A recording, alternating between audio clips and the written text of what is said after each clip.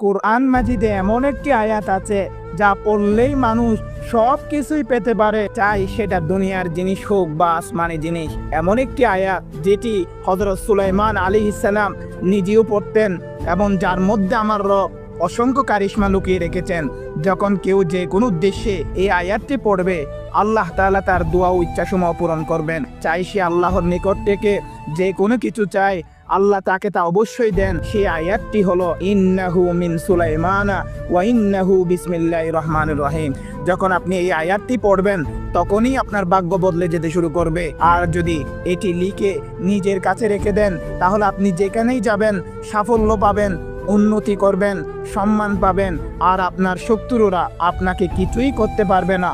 আপনার যদি সময় থাকে তবে এটি অন্যদের সাথেও শেয়ার করুন, কারণ রাসূলুল্লাহ সাল্লাল্লাহু আলাইহি ওয়াসাল্লাম বলেছেন, ভালো কিছু কাউকে জানানো একটি সদকা।